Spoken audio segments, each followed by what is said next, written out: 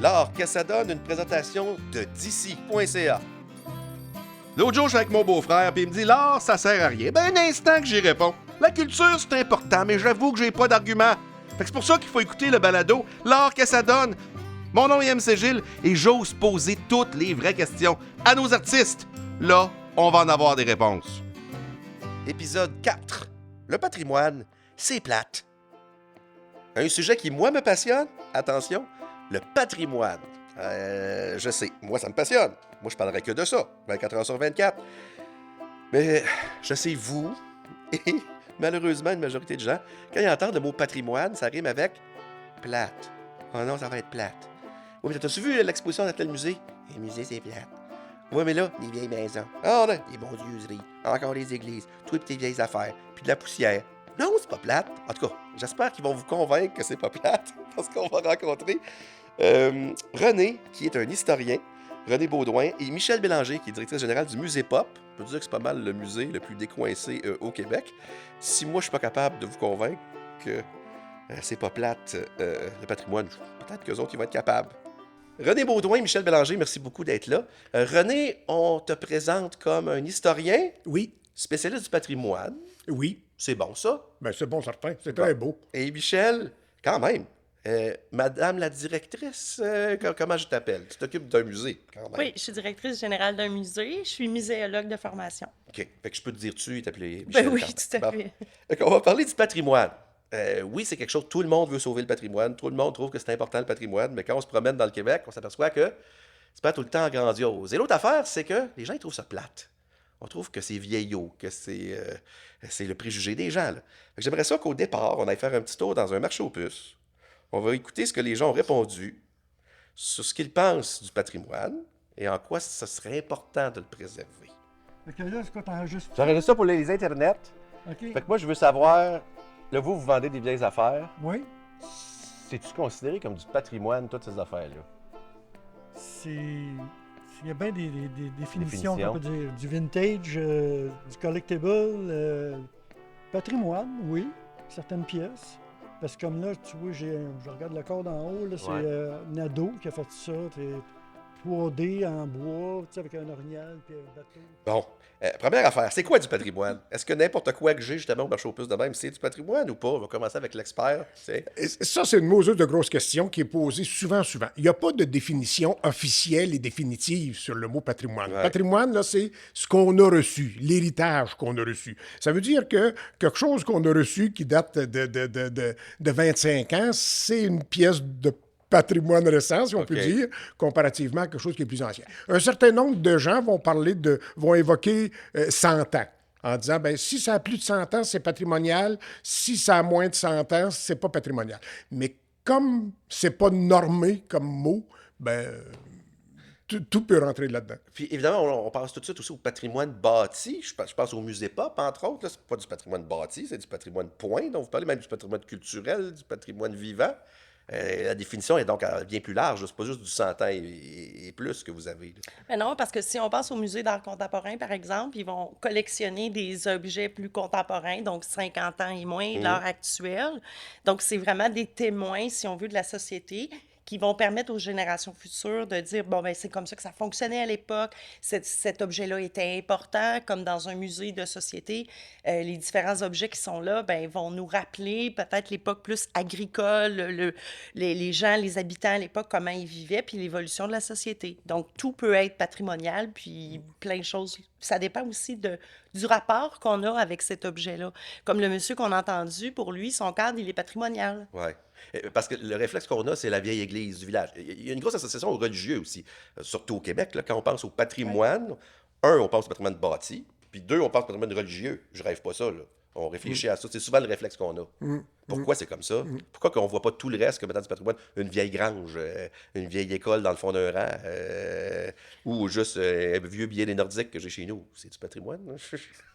Ben, je pense que ça évolue justement avec l'éducation qu'on va faire autour du patrimoine, parce que tout ce patrimoine-là, ce qu'on appelle maintenant le petit patrimoine, la petite laiterie qu'il y avait en arrière de la maison, en avant de la grange, le patrimoine agricole, etc., je pense que c'est un patrimoine pour lequel on commence à s'intéresser davantage. On a plusieurs MRC au Québec qui ont fait un inventaire de ce patrimoine-là, où là, on a commencé à sortir de la maison, puis à sortir de l'église comme 2 éléments patrimoniaux, ou le moulin aussi. On a commencé à sortir de ça pour regarder le reste. Et ce qui est assez récent aussi, là, c'est maintenant le patrimoine immatériel. Comment on fait le geste, le savoir-faire de quelqu'un, le forgeron, par exemple, la façon dont il va tenir la patte du cheval, je suis pas capable de le mettre sous une vitrine, ça.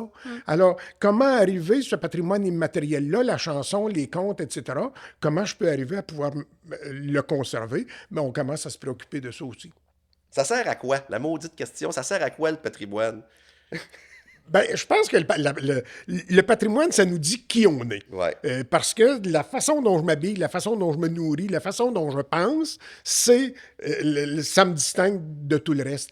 Puis, ce qui m'achale, moi, des fois, des interventions qui sont faites, on va vouloir sauver une maison en disant, ben, il faut qu'elle soit publique, puis elle ne peut pas être privée, on ne subventionnera pas le privé trop là-dedans, mais il faut qu'on trouve un projet. Ouais. Fait que là, on veut sauver une église, ça nous prend un projet. S'il n'y a pas de projet, on la sauve pas, on la laisse se dégrader, puis on la démolit. Mais pourtant, quand on regarde dans nos maisons, tout ce qu'on a dans nos maisons, c'est pas toutes des affaires utiles qu'on a dans nos maisons, là. Non. Le bibelot qu'on a sur la tablette au-dessus de la TV, là, c'est quoi son utilité? Il n'y a pas d'utilité pratique, là. Je peux pas éplucher mes patates avec ça. Non. Bon. Mais son utilité, c'est que c'est beau. Ouais. Je le regarde, ça décore, et donc, dans Puis il notre fait patrimoine... même plus partie de ce côté que le blender ou que le couteau à patate, là. Oui, oui. Puis, le patrimoine, ça veut dire que quand une municipalité dit « Oh non, je ne m'embarquerai pas à l'acheter pour pouvoir le présenter. » Hey, achète-les, assure-toi qu'il y a une bonne couverture sur la tête, puis assure-toi qu'il y ait des bonnes bottines de la fondation, puis le reste, au moins, protège-les pour qu'on puisse arriver à trouver le financement nécessaire à un moment donné pour sa restauration, pour son état, mais au moins stabilise son état. Oui, mais on n'a pas de projet. Oui, mais tu n'as pas de projet sur la plante verte que tu as dans le salon chez Non. vous non plus. Elle va mourir un jour, puis d'ici Oui. là, il faut qu'elle vive. Oui, c'est ça, exactement. Fait que ça, pour moi, il me semble qu'il faudrait que ça change, ces affaires-là, de dire, ça prend un projet. On n'a pas de projet, on va laisser... Puis là finalement, ils ont un projet. Là, on va transformer la maison en centre d'art ou je sais pas trop. Bon, là, ils vont tout défaire à l'intérieur. Ouais. Ben oui, c'est à cause du projet. Sinon, ça nuit au projet. Oui. C'est ça. Puis là, 5 ans plus tard, ton mot t'a dit projet, il tient plus. Là, ça ferme, cette affaire-là. Bien là, tu viens de scraper un patrimoine sous prétexte de projet. Plutôt que de dire, on va conserver ce témoin-là, j'aime ça quand tantôt tu as parlé de témoin, Michel, on va conserver ce témoin-là comme il est, puis on va s'ajuster à vivre dedans. Plutôt que d'ajuster la bâtisse à mon mode de vie, je vais ajuster mon mode de vie à la bâtisse qu'il y a là.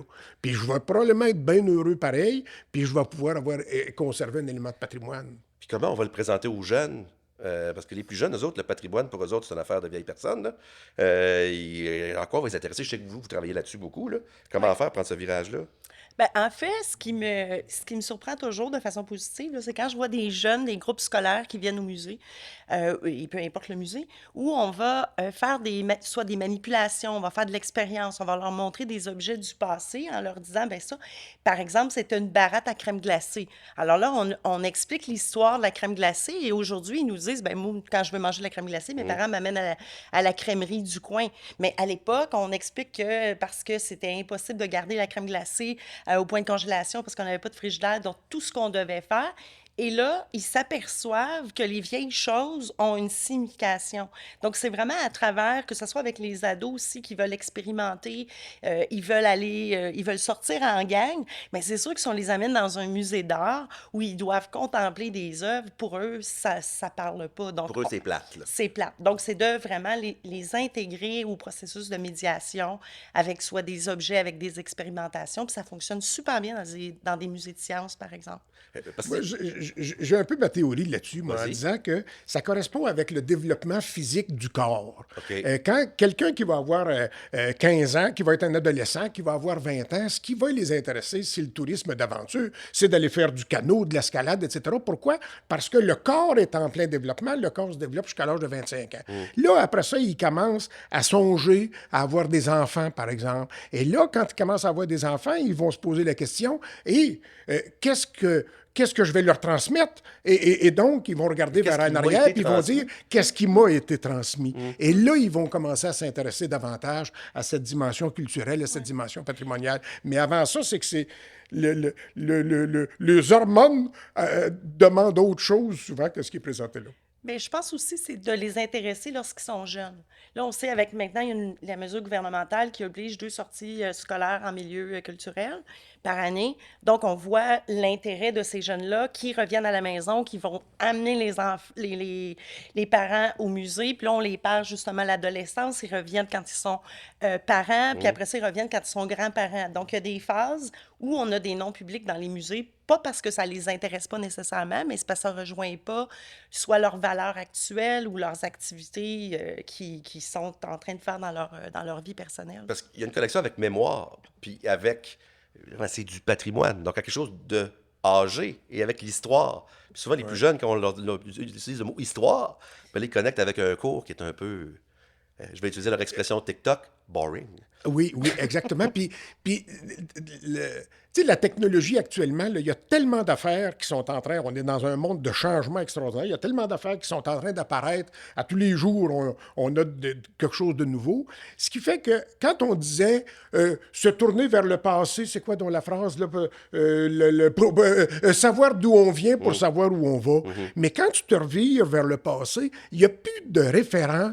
L'intelligence artificielle, ça n'existait pas dans ce temps-là. Puis ton automobile qui est capable de conduire tout seul sur le chemin, ça n'existait pas dans ce temps-là. Donc, on était capable de passer du forgeron au mécanicien quand les automobiles sont apparus parce que le véhicule automobile ressemblait un peu au véhicule tiré par le cheval avant, puis tout ça. Mais aujourd'hui, c'est complètement différent. Et donc, là, on a un défi qui est comment arriver à connecter l'aujourd'hui avec l'hier, même pas l'avant-hier, là, avec l'hier simplement. Là. Je pense qu'on ne sait pas de ça. Tu es un petit peu plus âgé que moi. Est-ce que c'est... pas beaucoup. Une petite affaire. D'une petite affaire. Petite affaire de rien. Est-ce que c'est plus difficile d'intéresser les jeunes à ce qui est patrimonial ou ça a toujours été comme ça? Ça a été vrai pour la génération d'avant, la génération d'avant. Oh, je pense que c'était de même dans les générations précédentes aussi. Oui. Fait que c'est pas vrai que les jeunes, ils trouvent ça plus plate que les plus vieux, là. Ben, je pense qu'aujourd'hui, les dynamiques sont différentes dans le sens où, comme je le disais, la technologie n'est pas est plus la même. Tu sais, c'est quoi? Il y a un chercheur là, qui disait qu'est-ce que c'est 50% ou 75% de ce qui existe aujourd'hui n'existait pas. Non, 50% de ce qui existe aujourd'hui n'existait pas il y a 75 ans ou quelque chose de même. En tout cas, fait que c'est... Si on commence par l'informatique, qui contrôle à peu près tout. Là, je veux dire. Oui, Ouais. exact.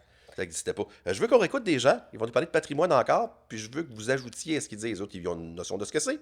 C'est quoi toutes ces affaires-là? C'est quoi le patrimoine? C'est nous. C'est juste les vieilles affaires? C'est pas important, les églises. Pas important, c'est l'être humain. Moi, la culture ici, qu'est-ce que j'aime, là? Vas-y. Expo 67. Ça, Ouais. ça m'a marqué. Ouais, c'est du patrimoine, ça. Ben, c'est ça. Et puis aussi, t'as Batman aussi, les voitures de Batman. T'as Fast and Furious pour les Ouais. plus jeunes. Ouais, Ça fait partie de notre culture. La route 66, j'ai écouté ça, moi aussi. ouais. Ah, Mais là, c'est- t'as un petit peu, là, on ratisse Oui. large côté culture. Là. On est rendu des bonhommes, là. C'est Superman, tout ça, ça vient de la culture aussi. Ben oui, ben c'est ça, Superman que j'ai ici en haut, Mais, Superman. mais on va jusqu'où? Qu'est-ce qui est de l'art, qu'est-ce qui en est pas? Qu'est-ce qui est de la culture, qu'est-ce qui en est pas? OK, dans l'art, OK, Non, mais mettons. dans la culture en général, le patrimoine. On va parler du patrimoine. Le patrimoine. Qu'est-ce qui en est, qu'est-ce qui en est pas? Ben, moi, mon patrimoine à moi, c'est Ouais. la façon que j'ai été éduquée. OK. Ça, c'est mon patrimoine à Ouais, moi. patrimoine Le, oral. le respect, puis l'honnêteté, Les etc. valeurs. Les valeurs. Comme Québécois. Parce Ouais. que, tu sais, je veux dire, chaque... Et Québécois. Bon, là, on a un problème, là. C'est-à-dire que si le patrimoine est différent pour tout un chacun, et que moi, je décide que la table-là, pour moi, elle me parle, cette table-là, là, puis que pour moi, c'est important parce qu'on s'en sortira toujours bien pas, là. Fait que comment qu'on définit ça? Et où la ligne entre ce qui est patrimonial pour vrai, puis là, vous êtes des experts, puis de dire, là, malheureusement, je suis désolé de t'apprendre que Tu tripes sur Superman, mais c'est peut-être pas du patrimoine. Et où la maudite ligne? Vas-y donc, Michel. Ben, en fait, le patrimoine, c'est ce qui distingue une société. OK. Donc, on parlait tantôt de patrimoine religieux. Ouais. Ça fait partie de notre société, ça fait partie de ce ça nous a forgé. Et lorsqu'on a décidé de s'en dissocier, ben tout ce qui était avant peut devenir pour nous, que ce soit les églises, le patrimoine religieux, quelque chose qu'on déteste, qu'on ne veut plus considérer comme du patrimoine. Donc, je pense que c'est vraiment ce qui nous distingue comme société. Et c'est aussi ce qui nous entoure, parce qu'on revient aux ados de tantôt. Ouais. Ce qu'on a de la difficulté, c'est de les intéresser au patrimoine musical québécois. Entre Parce que ils sont influencés surtout par la musique anglophone, la musique américaine ou la télé américaine et tout ça. Donc, ça fait partie de notre société, mais ça nous identifie peut-être pas comme société distincte québécoise. OK. Fait que je prends une exposition, mettons, sur Passe-Partout, par Oui. exemple. Oui. Ce serait considéré comme du patrimoine ou non? C'est de la culture populaire? C'est de la culture populaire, mais ça fait partie aussi de notre patrimoine parce qu'il y a eu toute une époque qui ont écouté Passe-Partout. OK. Des gens qui s'identifient à ces personnages-là, aux réalités de la société à l'époque où c'était présenté. Fait que c'est en mouvance. C'est ce qui est oui. vrai aujourd'hui sera peut-être plus vrai demain. Oui, exactement. Puis c'est peut-être pour ça qu'il n'y a pas de véritable débat qui assoit tout le monde pour dire on va statuer d'une façon définitive. Le patrimoine, c'est ceci et non pas cela. Mais tout cet aspect-là, quand on fait des fiches d'évaluation du patrimoine, par exemple, un des critères qui est très important, c'est la signification. OK. Quelle est la signification de l'objet ou du geste pour la population? Quand c'est quelque chose qui n'a pas de signification, ça se pourrait bien qu'on ne puisse pas le considérer comme étant un élément de patrimoine. Mais quand on parle du sirop d'érable qui vient d'être reconnu patrimoine mondial, ben là, ça, c'est sûr que c'est une signification pour tout le monde. Ou même la gigue qui a été reconnue La il n'y a gigue, pas la tellement gigue. longtemps. Ouais. Mais là, on peut inclure aussi le patrimoine privé, parce qu'il y a un paquet de choses qui appartient aux gens, qui appartient aux individus, à moi, à vous. Ouais. Puis là, ben, les gens ont de la difficulté à assurer leur propre maison. Quand c'est une maison patrimoniale, fait qu'il c'est un peu difficile. Comment on fait? Avez-vous des stratégies? Comment vous voyez ça à long terme pour... Parce que ça, je pense que on peut le dire, le patrimoine privé ici, ça va pas bien. Il faut aller voir au Nouvelle-Angleterre comment les gens s'occupent de leur maison comparé à nous. Là. Qu'est-ce qu'on fait pour ça? Avez-vous une... je sais que c'est pas votre champ d'expertise principal, là, mais on a-tu une voie de solution où tout ça va disparaître? Ben, moi, j'ai été propriétaire d'une maison qui datait de 1856 sur le bord de la rivière Chalieu à Saint-Ours. Puis, tu l'as mentionné, MC Gilles, les assurances, je veux dire, c'est impossible d'assurer. Donc, comme propriétaire aussi, si tu as le souci de restaurer et de non pas rénover, il y a ça aussi. Il y a des gens qui vont rénover une maison puis elle n'est plus patrimoniale. Donc, ça dépend aussi de l'intérêt du propriétaire. Mais effectivement, je trouve qu'on n'en fait pas assez au Québec à ce niveau-là. On n'entretient pas de façon que ce soit annuellement ou sur un temps donné, on n'entretient pas nos bâtiments, puis on arrive à un moment donné que c'est tellement dégradé qu'on ne peut plus rien faire. Que ça soit, bon, je parle du cas de chez nous, le bâtiment qui date de près de plus de 30 ans, on n'a pas les moyens de l'entretenir, fait qu'on arrive à un moment donné où est-ce qu'on a besoin de l'intervention de l'État pour nous aider. Mais l'État, on l'a dit tantôt, c'est pas sa priorité nécessairement au niveau du patrimoine, surtout bâti, là. Puis pour Mais- les privés, mais il il n'y a va pas falloir- d'incitatif non plus. là. Ben, il n'y a pas d'incitatif du tout. Non, c'est ça. Puis il va falloir qu'il y en ait à un moment donné. Il va falloir que le gouvernement dise bon, ben écoute, nous autres, on va vous aider. Parce que la situation des assurances, c'était pas. Moi, quand j'ai acheté ma vieille maison de 1830, c'était pas un problème d'assurance. Le problème d'assurance est un problème assez récent, peut-être lié au changement climatique qui demande des charges supplémentaires pour les compagnies d'assurance. Mais c'est actuellement là, qui est le gros problème du côté des assurances. Mais il faudra que l'État s'en mêle, puis que l'État puisse aider le propriétaire. Tu sais, c'est pas normal que le moulin à farine de Sainte-Ursule, dans le comté de Masquinongé, qui était un magnifique moulin à farine du 18e siècle, mais parce qu'il était propriété privée, ben le propriétaire, il a dit « Faites de quoi? Aidez-moi parce que je suis à la veille de devoir l'abandonner. » Puis comme de fait, il l'a abandonné et c'était un des rares moulins. Il y a une dizaine de moulins au Québec qui font encore farine sur pierre. Fait que là, on l'a perdu. Le moulin de l'île Verte qu'on a perdu, qui s'est écroulé il y a quelques années à peine, ça faisait déjà 30 ans, 40 ans que la propriétaire, elle levait le pavillon à la municipalité en disant « Aidez-moi, aidez-moi, aidez-moi, sinon... » Puis eux autres, ils ne l'achetaient pas non plus, là. Fait que il va falloir que l'État s'en mêle. Je reviens au fait que les gens trouvent ça intéressant ou pas intéressant, ou prioritaire ou pas prioritaire. Oui, on parlait de santé et d'éducation, évidemment, c'est une priorité, mais l'autre chose, les gens vont aller dans la rue pour les frais de scolarité. Les gens vont aller dans la rue parce qu'on sort d'une grève générale et limitée. Est-ce que les gens vont aller dans la rue pour le patrimoine, qu'il soit bâti ou autre, là, de dire je veux défendre la gigue? On s'en va dans la rue. Non. Non. Non. Puis il faut que ce soit des éléments de patrimoine qui soient tellement... Important. Oui, tu sais, ça a sorti dans la rue quand quand ils se sont posé la question sur l'avenir de Notre-Dame de Paris. Là, tout le monde a sorti dans la rue, puis tout le monde envoyait de l'argent, même venant du Québec et d'ailleurs. Puis moi, j'avais envie de leur dire, « Hey, gardez donc l'argent pour le patrimoine québécois. Ils trouveront bien moyen en France de restaurer ça, là, tu sais. » Y a-tu... voyez-vous une lumière, vous autres? Ben, toi, dans ton musée, tu invites les gens. Est-ce que tu penses que c'est fini, que ça les intéressera jamais ou qu'on va réussir à les convaincre que c'est important, le patrimoine, au sens large? Bien, dans mon musée, annuellement, on attire 76 000 visiteurs. Mais est-ce que tu sais en 2022, combien il y a eu de visiteurs dans les musées au Québec, dans Non. les 400 musées? Il y a eu 10,6 millions. OK. Avant la pandémie, on tournait aux alentours de 15,8 millions.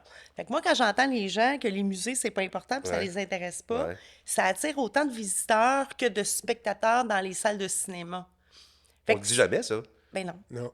on le dit jamais. Parce que regarde, des gens au marché aux puces encore. On va Ouais. les écouter. On leur a parlé de musée. Puis, Regarde ce qu'ils en pensent. Je sais pas comment ça vaut, puis Puis mettons que tu vas au musée, puis tu vois ça. je vois pas, ben, tu sais, les musées d'art, là. Ça vaut- La musique, c'est correct, Ouais, là, mais ouais. Mais musée d'art, je sais pas. tu vois que le monsieur en arrière est d'accord avec toi. Puis aller au musée, mettons. Je suis jamais allée. Ben, il y en a des beaux à Trois-Rivières. Ben Pourquoi oui. qu'on va au musée en voyage, puis qu'on va jamais... Oui, ben oui. qu'on va jamais au musée chez nous? Ben non, c'est ça. Je suis jamais été là. Ben, Mais- ça doit être beau, par exemple. Ben ça doit, mais si on y va pas, il se passe pas grand-chose. Non. OK, je t'avais la question, après ça, je t'achale plus. Quand la dernière fois, t'es allé dans un musée? Oh mon Dieu! Ça fait Hey, longtemps, hein? Moi, la dernière fois, c'était en voyage. attends ça une fait minute. longtemps. Ouais, moi aussi, on a fait, excusez-moi, là, mais Ouais. tous les musées de Londres. OK? OK, oui, Ah, ils sont c'est- gratuits en plus. Oui, ils sont gratuits. Pas ici. Ça, non, c'est ça qui est dommage Ouais. ici, là. Mais écoute, on s'est amusé. Après ça, parce que j'adore aller dans les musées. Mais on y va jamais chez nous. Eh bien, à Québec, oui, Ouais. le musée de la civilisation, Ouais. oui. Mais sinon, tu m'embêtes, là. Ça fait peut-être un petit bout de temps, là. Je suis le premier à... Écoute, Ah, à Trois-Rivières, oui, avec mes petits-enfants. Oui, OK, Ouais. on oui. s'entend que c'est un peu flou, par exemple. Ah, ben... non, mais c'est le fun. Il y a des jeux interactifs au musée des Ça, poules. oui. Oui, ça, Bon, j'adore. c'est là. un iPad, fait que tu peux le refaire à la maison. Ça, c'était mon côté pas fin. Donc, comment ça se fait qu'on... En tout cas, les statistiques ne démontrent pas entièrement ça. Sauf que le réflexe que les gens ont, c'est, ben oui, je suis allé visiter une ville, mais on va visiter le musée. Mais tu habites à Trois-Rivières, mettons, ou à Shawinigan, tu vas pas voir le musée. Tu disais, il y a tes invités qui viennent chez vous. Allez le voir, mais toi, tu y vas pas. Moi, ça se fait qu'on fréquente les musées ailleurs, puis pas chez nous. ben, le musée, c'est un endroit où on peut découvrir soit une ville, un pays, une société. Donc, on est curieux quand on va en voyage, on veut s'imprégner de cette culture-là.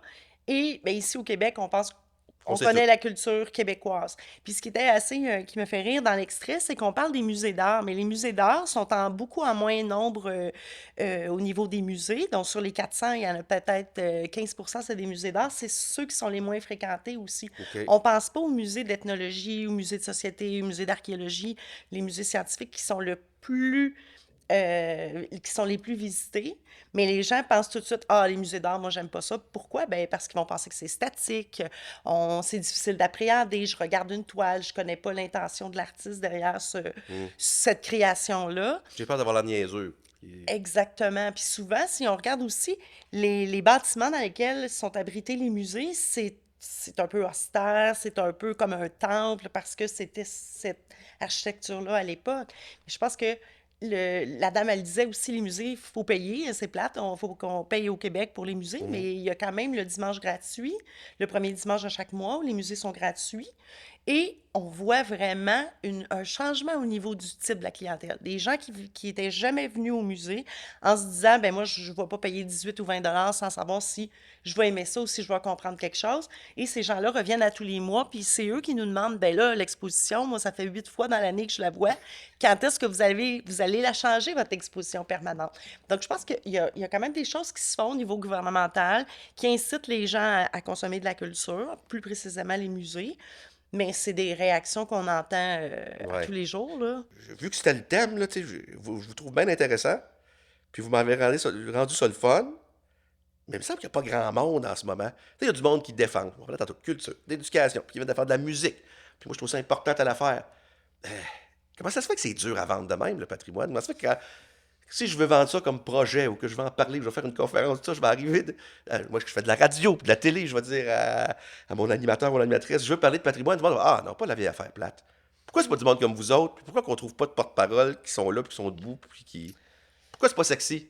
Ben, je vais me vendre un peu. Je l'ai fait pendant 4 ans quand j'ai été la présidente de la Société des musées du Québec. On a porté à bout de bras vraiment des dossiers très importants. Mais on vous invite quand ça va mal, puis quand ça va Oui, pas bien. effectivement. Puis pas juste pour venir nous en parler. Tu sais. Non, c'est ça. Comme la cuisine, mettons. Tu sais, Martin Picard, il débarque pas pour nous parler de la culture de la cuisine. Non, on s'en face pour nous dire que tout va mal. Là. Nous dire, c'est parce que c'est le fun, la culture. Ouais. Oui, puis je pense que ça prend des gars et des filles qui vont oser faire des affaires. Tu sais, c'est pas pour te vanter, mais quand tu t'es mis à parler de la toponymie à la radio, là, tu fais, ben voyons donc, on n'a jamais entendu ça à la radio. Moi, j'avais jamais entendu quelqu'un parler de toponymie c'est un combat, de comment, cette toi? manière-là. Mais j'imagine, Oui. j'imagine que c'est un combat et j'imagine que tu rejoins un certain nombre de personnes là-dedans. Oui. Tu sais, il n'y a pas juste moi, probablement, qui le va à la radio pour être sûr de rien manquer là-dedans. Fait là. qu'il y a quelque chose de bizarre. Il y a quelque chose que notre inconscient nous dit que c'est plate, puis ça serait peut-être pas tant.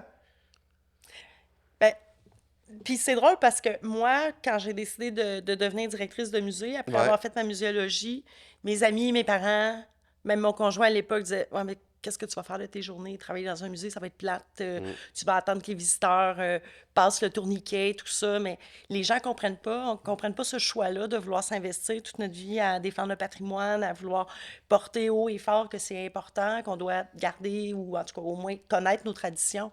Fait que les gens comprennent pas. Même encore aujourd'hui, tu sais, ça va faire 16 ans que je suis dans le milieu. Ils me disent, mon Dieu, quelle vie plate, là, comme directrice de musée, mais au contraire. Ouais. Tu sais, c'est... Ouais, T'écris-tu effectivement. t'écris-tu avec une plume et de l'encre encore? Oui, Faut que tu tout à fasses ça fait, de même. tout Ben, j'imagine que tu as choisi une volette d'histoire. J'imagine qu'il y a bien du monde qui t'ont dit Ben aussi, oui. bon, tu vas Oui, juste travailler oui. les vieilles affaires. Là. Oui, parce que moi, je m'amuse toujours à dire l'utilité de l'historien se résume à la dernière syllabe. À rien. C'est-à-dire, Rien, l'historien. La dernière syllabe. eh boy. Tu sais, mais fallait c'est y parce... réfléchir. Oui, mais c'est parce que, effectivement, ça se dit ça. Puis pourtant, tu vois tous ces lieux-là de patrimoine, puis toute la thématique patrimoine en général, tu n'as pas une meilleure école populaire que ça. Quand tu vas aller t'asseoir sur les bancs d'école, là, tu es dans un système organisé d'enseignement. Mais quand tu vas dans un musée, quand tu vas au Forges du Saint-Maurice, quand tu vas te promener dans un village à regarder les vieilles maisons, les églises, etc., tu es dans un lieu d'éducation populaire. Oui. Donc, c'est tellement essentiel, c'est tellement important qu'on puisse préserver tout ça. Il faudrait peut-être le résumer justement pour parler aux gens directement. Je pense aux gens, par exemple, quand leur maison d'enfance est détruite, là, ils pleurent parce que là, c'est leur patrimoine personnel. Mais on dirait que le patrimoine global, ça les attriste un peu moins. Ouais. Ça, c'est peut-être quelque chose qu'il va falloir changer. Avez-vous une clé pour moi? L'éducation? Oui, l'éducation. Puis c'est vraiment d'arriver avec un discours qui montre, tu sais, que c'est quelque chose qui est intéressant. Il faut d'abord que l'animateur soit lui-même intéressant au départ. Là. Tu sais, il y en a qui sont plates, mais bon. Mais tu sais, je regarde par exemple la popularité des reconstitutions de vieux métiers qui se font un peu partout. Tu sais, moi, ça fait 40 ans que je suis fondeur de cuillères. Je fabrique des cuillères en étain comme ça se faisait au 19e siècle. Ouais. Tu sais, c'est bon. Puis, Pour pas que ça se perde, entre autres. non, c'est ça exactement, parce qu'il y a un geste que j'ai appris. Tu sais, moi, il n'y avait plus rien qui était écrit là-dedans. Robert Lionel Séguin avait ses mots la cuillère chez eux, mais ils les avaient jamais utilisés comme tels. À quel moment, quand on touche le moule, à quel moment on sait que là, c'est le temps de mettre l'étain dedans, J'ai puis aucune idée. ou c'est trop tard, je peux plus mettre mon étain dedans. C'est le toucher, là, tu sais, c'est un savoir-faire. Donc, la popularité de ces reconstitutions-là, les gens aiment ça parce que là, il y a une immersion qui est faite là-dedans. Là, ils comprennent un peu plus. Moi, je pense qu'on devrait prendre exemple auprès des peuples des Premières Nations. Pour avoir été au musée des Abénaquis, je voyais vraiment une volonté de la part de la communauté de garder vivant certaines traditions, comme la confection des paniers de frênes ou même toute tradition culinaire, la langue un peu moins parce que il faut dire qu'il y avait une influence très québécoise et même anglophone et américaine, mais on devrait prendre c'est ça. De se dire, on va perdre à un moment donné de ces choses-là. Vous l'avez dit, les métiers traditionnels. Il y a un moment donné, s'il n'y a pas personne qui s'occupe, qui est intéressé par ça, il n'y a pas de jeunes qui prennent la relève, c'est des choses qui vont avoir été dans des archives, dans des musées que personne ne va consulter. Donc, effectivement, je pense que... Puis il y a d'autres peuples aussi à travers le monde là, qui gardent vivant leurs traditions. Chose qu'on ne fait pas ici, peut-être parce qu'on est trop métissé par d'autres...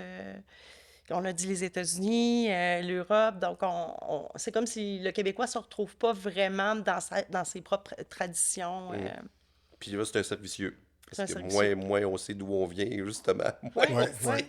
Tout Moi, à on a fait. envie d'en entendre Puis, parler. puis on est tellement dans le creux de la vague là, actuellement pour ce qui est de l'intérêt au patrimoine et tout ça. Ouais. On le voit par exemple par les événements commémoratifs des anniversaires de municipalités.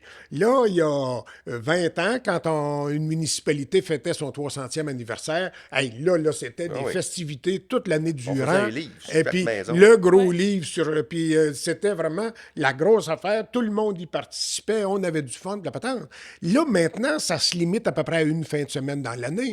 Là, tu fêtes ton 325e anniversaire, tu fais une fin de semaine. Ou encore, dans la municipalité chez nous, le 300e a passé dans le beurre inaperçu. Ou à peu près, là, tu sais. Puis pourtant, 300 ans, quand est-ce qu'on va revoir 300 ans? Mais...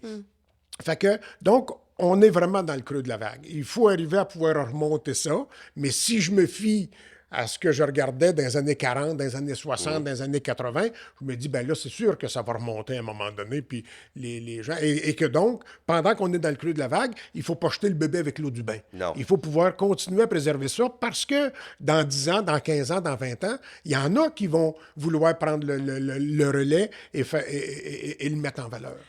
Bien, je pense qu'il y a de l'espoir parce que je voyais la semaine dernière, il y a des cours de gigue et de danse trad qui se donnent à Sherbrooke pour des jeunes, donc niveau secondaire. Il y a un engouement pour les festivals trad aussi au Québec depuis quelques années. C'est pas juste des vieux qui vont là, il y a aussi des jeunes, des ados, parce que c'est différent. Tout le côté, tu sais, vraiment, bon, ben, je suis dans une troupe de trad, de danseurs de trad, ben, c'est différent, je me distingue comme ado. On Fait l'a que- peut-être la clé, là. On a peut-être cette clé-là. Donc, d'être capable, que ce soit au niveau des institutions muséales ou des sociétés d'histoire, de se dépoussiérer, de se rajeunir, puis de vraiment mettre l'effort sur les ados. On les oublie parce qu'ils représentent une portion de notre fréquentation un petit peu plus faible. Là, on se dit, ben, avec les moyens qu'on a, financiers, on va faire une programmation qui englobe tous nos publics.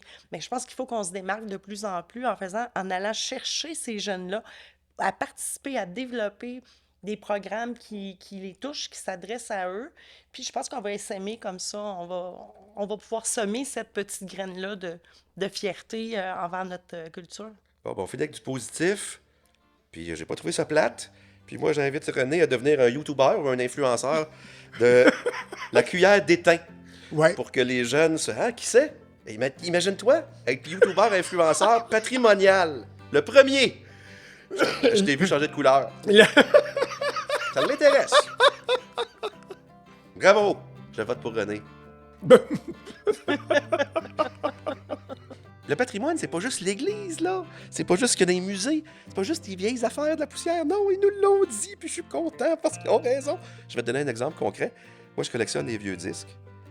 Et prends un disque des années 50, 60, et il y en a plusieurs qui n'ont pas été déballés. Ils sont neufs.